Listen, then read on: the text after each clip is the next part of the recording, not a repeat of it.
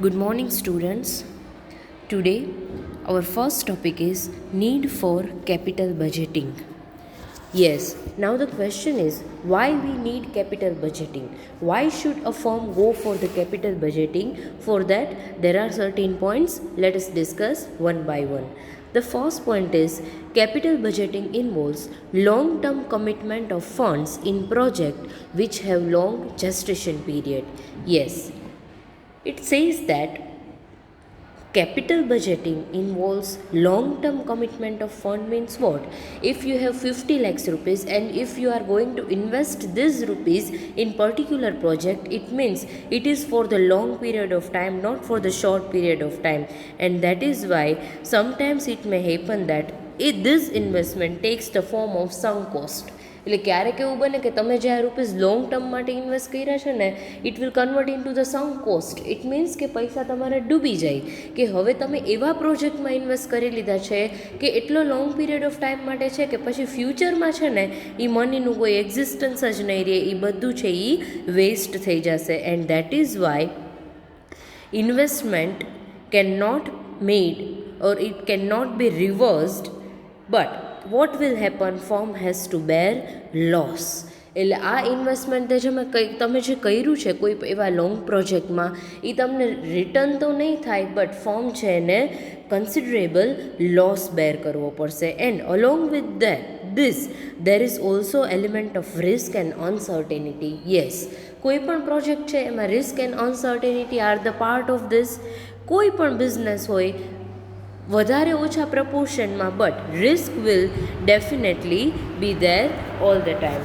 So what is said here કે જ્યારે તમે કોઈ પણ પ્રોજેક્ટમાં લોંગ પીરિયડ ઓફ ટાઈમ માટે ઇન્વેસ્ટ કરો છો, at that time it is important that કે તમે કેપિટલ બજેટિંગ કરી, પ્રોપર પ્લાનિંગ કરી અને જો ઇન્વેસ્ટમેન્ટ કરો તો કોઈ પણ ફર્મ છે એને લોસ નહીં થાય અને જે મની છે, જે ઇન્વેસ્ટમેન્ટ કર્યું છે ફંડનું, એમાંથી કન્સિડરેબલ રિટર્ન મળશે.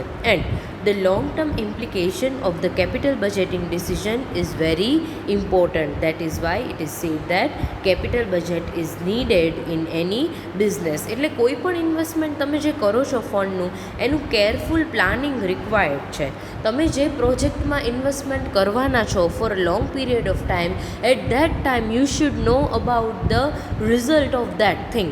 કે તમે if I am investing 1 crore rupees in particular project, then I should know કે મને મારું રિટર્ન કેટલું મળશે, કેટલા ટાઈમ ડ્યુરેશનમાં મને મારું રિટર્ન મળશે, મેં જે ઇન્વેસ્ટમેન્ટ કર્યું છે એ મારા પૈસા છે એ સાવ સમ કોસ્ટ એટલે ડૂબી નહીં જાય, એમાંથી મને પ્રોપર રિટર્ન મળશે કે નહીં. All this thing is required and for that capital budget is needed.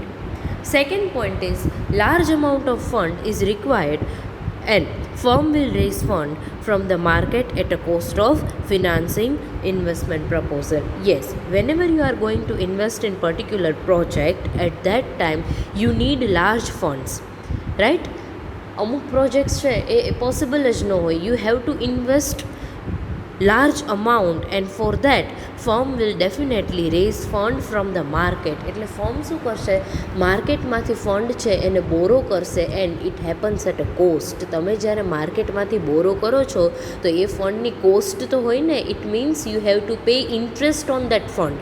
મેં માર્કેટમાંથી 1 crore rupees બોરો કર્યા તો એમને તો કોઈ મને ન આપે, આઈ have to pay interest on that. And એટલે કોઈ પણ ઇન્વેસ્ટમેન્ટ પ્રપોઝલ છે એની એને ફિનાન્સ કરવાની એ કોસ્ટ છે. And that is why it is necessary that earning from the investment should be adequate to cover the cost of borrowing. એટલે તમે જે ઇન્વેસ્ટમેન્ટ કર્યું છે એમાંથી તમને એટલું તો અર્નિંગ થવું જોઈએ કે જે તમે ફંડ માર્કેટમાંથી બોરો કર્યું છે ને એની કોસ્ટ છે એ કવર થઈ જાય. ઇટ મીન્સ એટલીસ્ટ ઇન્ટરેસ્ટ, કે મેં 15% ઉપર માર્કેટમાંથી 1 crore rupees છે એ બોરો કર્યા છે, ઇટ મીન્સ મારું જે ઇન્વેસ્ટમેન્ટ છે એમાંથી એટલું તો રિટર્ન મળવું જ જોઈએ કે આ ઇન્ટરેસ્ટ છે ને ઇઝીલી હું એની ઇન્કમમાંથી પે કરી શકું. And that is why it requires careful study and profitability of the project in which we are going to invest. એટલે જે પ્રોજેક્ટમાં આપણે ઇન્વેસ્ટ કરવાના છીએ એનું કેરફુલ સ્ટડી રિક્વાયર્ડ છે કે એમાંથી મને કેટલો પ્રોફિટ થશે, and for that capital budgeting is required. So whenever firm is going to invest large fund in any project, at that time to find out its profitability and cost of borrowing fund from the market, capital budgeting is required. The third point is firm should avoid high operating cost and idleness of capital equipments. Yes, definitely firm જ્યારે કોઈ પણ પ્રોજેક્ટમાં investment કરે છે ને ત્યારે એ પ્રોજેક્ટની જે ઓપરેટિંગ કોસ્ટ છે ને it should not be too high.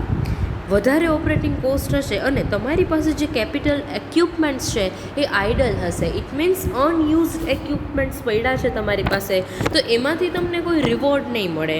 And this is essential to ensure adequate return on investment. જો મેં કોઈ કેપિટલ ઇક્વિપમેન્ટ્સમાં 40 to 50 લેક્સનું ઇન્વેસ્ટમેન્ટ કર્યું છે અને એ ઇક્વિપમેન્ટ્સ છે એ એઝ ઇટ ઇઝ પડ્યા છે, તો એમાંથી મને કોઈ રિવોર્ડ નહીં મળે અને મારે જે ઇન્ટરેસ્ટ એની માટે જે ફંડ લીધું છે એ તો પે કરવું જ પડશે. એન્ડ યુ નો દેટ કોઈ પણ ઇક્વિપમેન્ટ હોય એમાં depreciation will be there, either you are using it or not. એક જ એક્ઝામ્પલથી સમજાવું, તમે કોઈ કાર પરચેસ કરો છો અને એ કાર પરચેસ કરીને એઝ ઇટ ઇઝ તમારા પાર્કિંગમાં રાખી દો છો. હવે એ કારને તમે ચલાવો કે ન ચલાવો, પણ એનું જે મેન્ટેનન્સ છે ને you have to pay for that. A maintenance તો આવવાનું જ છે. તો સેમ વે જે કેપિટલ ઇક્વિપમેન્ટ્સ તમારી પાસે અવેલેબલ છે એની ઉપર ડેપ્રિશિએશન તો લાગશે જ. સો at that time capital budgeting is very important and investment decisions should be taken accordingly, and careful calculation of capital budgeting through capital budgeting is required. The fourth point is it is also important for reputation of the firm. Definitely capital budgeting decisions are very important for creating goodwill or reputation of the management. કોઈ પણ management છે, કોઈ પણ firm છે, એની reputation increase કરવા માટે થઈને capital budgeting is required. અત્યારની કોઈ પણ ફર્મ છે ને એ પ્રોપર ઓર કન્સિડરેબલ પ્રોફિટ અચીવ કરવાની સાથે સાથે એનો એક એમ એ પણ હોય છે કે ફર્મની રેપ્યુટેશન છે એ માર્કેટમાં એની ગુડવિલ હોવી જોઈએ, because selling sometimes depends on the goodwill of the firm.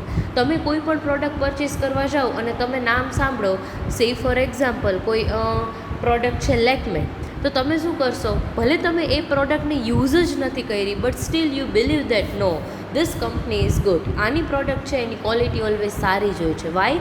Because એની માર્કેટમાં એટલી રેપ્યુટેશન છે, એટલી ગુડવિલ છે. And once the capital investments are made, there is an expansion of the capital base of the firm and it is supposed to earn an adequate rate of return on the capital which the firm has employed, and that is an important indicator of its achievement, that is achievement of the firm. એટલે એકવાર firm છે એ capital investment કરી દેશે પછી તો એનું expansion જ થવાનું છે. જે બેઝ કેપિટલ છે ને એનું એક્સપાન્શન થશે. And that is why it is very important કે આપણે જે કેપિટલ ઇન્વેસ્ટમેન્ટ કર્યું છે એની ઉપર adequate rate of return on capital employed જે છે એ મળી જવું જોઈએ. અને આનાથી શું થશે કે ફર્મની અચીવમેન્ટ શો કરે છે ને. If I have invested 1 crore rupees in particular project, મારું કેપિટલ ઇન્વેસ્ટમેન્ટ છે એ 1 crore છે અને એની ઉપર મને જો 20% રેટ ઓફ રિટર્ન મળતું હોય, it means it is achievement for me. મારી માટે આ એક અચીવમેન્ટ છે કે મને આટલો પ્રોફિટ છે એ એક્સ્ટ્રા થયો છે. And that is Y capital budgeting decision becomes very important for the management of the firm. એટલે કોઈ પણ ફર્મ છે એની માટે capital budgeting decisions છે it is very important. And you can say that importance of the capital budgeting lies in the fact that without capital budgeting policy, firm may find itself in a chaotic state of affairs. એટલે અહીંયા એવું કહે છે કે જો firm છે એ capital budgeting નહીં કરે તો ફર્મ માટે chaotic state of affairs એટલે ફર્મના જે અફેર્સ છે, જે બિઝનેસ થાય છે, જે ટ્રાન્ઝેક્શન્સ થાય છે એ પ્રોપરલી નહીં થાય. એટલે if long term capital investment છે તો at that time proper judgment and planning is required. Along with that, firm should also taken into consideration the rate of return on capital investment. એટલે ફર્મે જેટલું investment કર્યું છે એની ઉપર return કેટલું મળશે. Sometimes it may possible that firm has to face certain problems like losing project or project with low returns. ઘણા projects એવા હોય કે જેમાં રેટ ઓફ રિટર્ન સાવ ઓછું હોય, ઘણા પ્રોજેક્ટ્સ છે સાવ એમાં લોસ જ થતું હોય, અને એ પ્રોજેક્ટની ઓપરેટિંગ કોસ્ટ જ એટલી બધી છે કે જેમાં કોઈ પ્રોફિટ માર્જિન હોય જ નહીં. So as far as management is concerned, capital budgeting decision is very important because firm is always available with number of projects. Firm પાસે કેટલા બધા ઓલ્ટરનેટિવ પ્રપોઝલ્સ હોય છે કે જેમાં ફર્મ છે એ ઇન્વેસ્ટમેન્ટ કરી શકે, but firm should always go for the project in which the rate of return is high, and for that careful examination of each and every projects is required. મારી પાસે જેટલા ઓલ્ટરનેટિવ્સ અવેલેબલ છે investment માટે એનું careful examination analysis required છે કે જેના based ઉપર મને એ પ્રોજેક્ટનો રેટ ઓફ રિટર્ન ખ્યાલ આવે, એમાં રિસ્ક કેટલું છે, અનસર્ટેનિટી કેટલી છે, and for all this thing capital budgeting is required. So it is about the need for capital budgeting. Now our next topic is nature of capital budgeting problem. Yes, હવે એવું કહે છે કે જે કેપિટલ બજેટિંગ છે એ પ્રોબ્લેમનું nature કેવું છે. So the first point is it relates to the demand for capital. Demand for capital means what? How much money will be needed for the capital expenditure? If I am going to invest, for that how much money is required? That is demand for capital.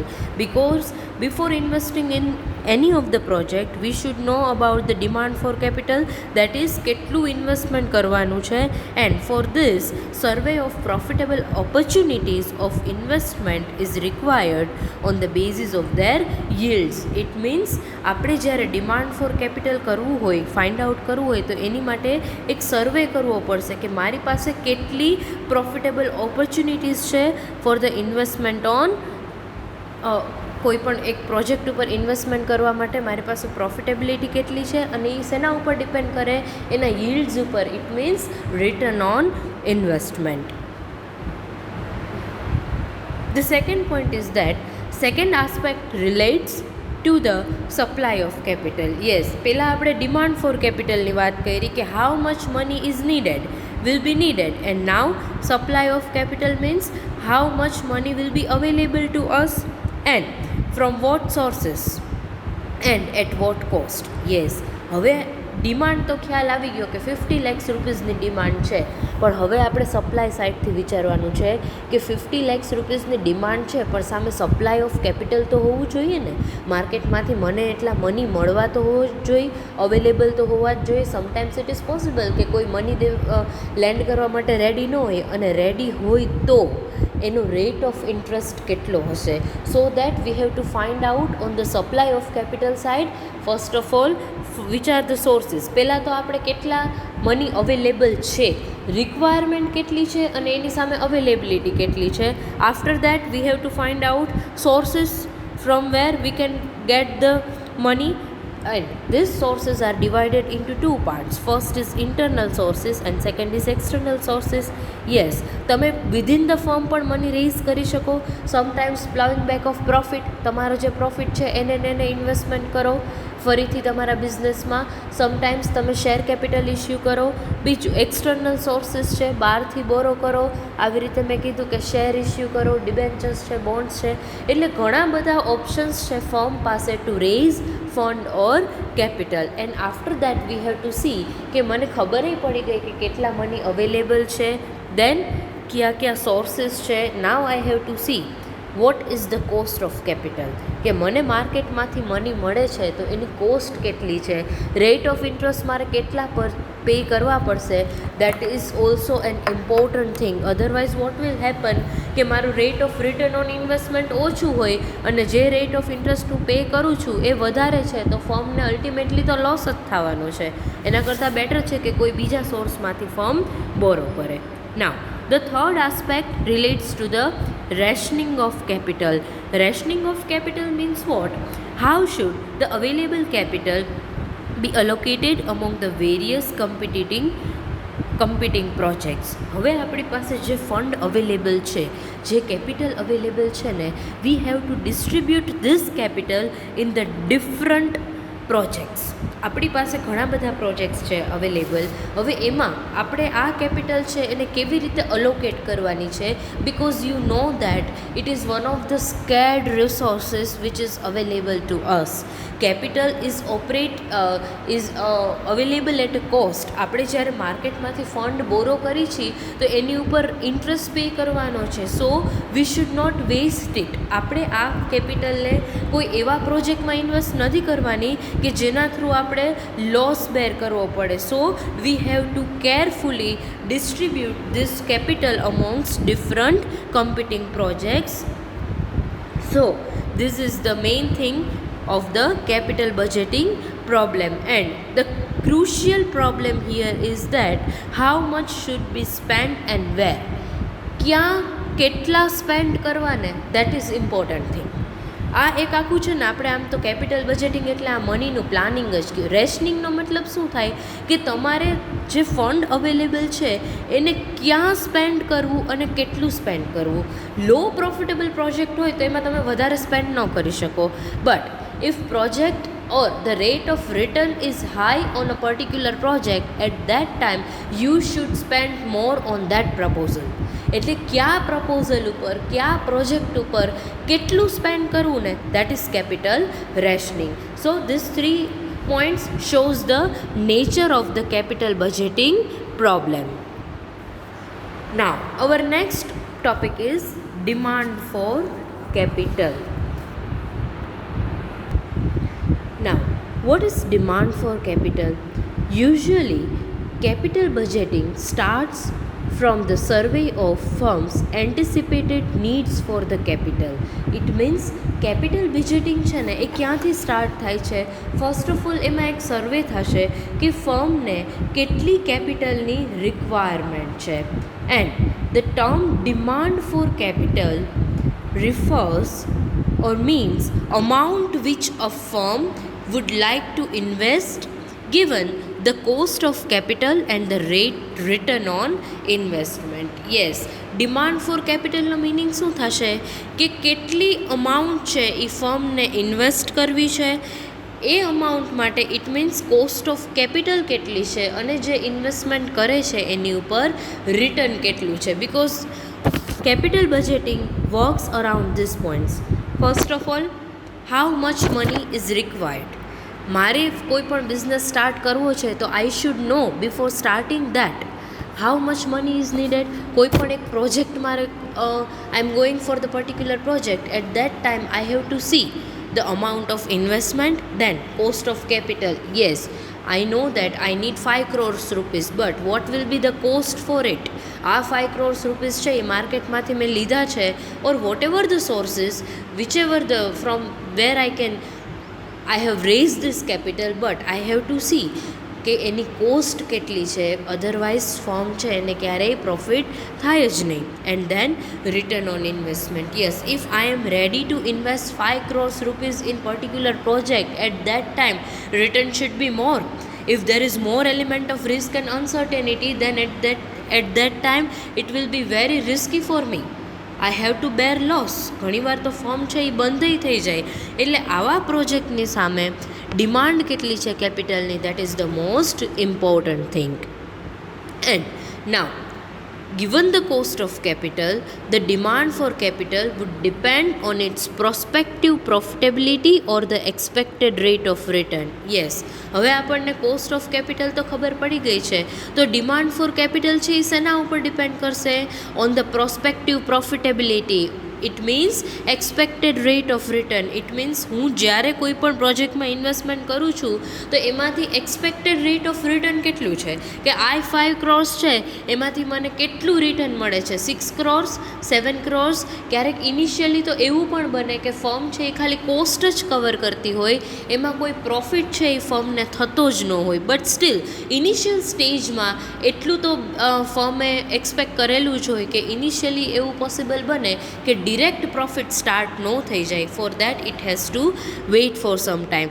So after determining the cost of capital, demand for capital depends on the profitability or the rate of return on the investment. And Company's investment proposal, when arranged in a ladder of return on investment, ladder of return on investment, it means annuities, first year કેટલું, second year કેટલું, third year કેટલું, fourth year કેટલું, એટલે આને ladder of return on investment કહેવાય કે જે investment proposal છે એમાં મને કેટલું રિટર્ન મળશે. And this ladder of return on investment constitutes its demand schedule for capital. તો આ demand schedule શું છે?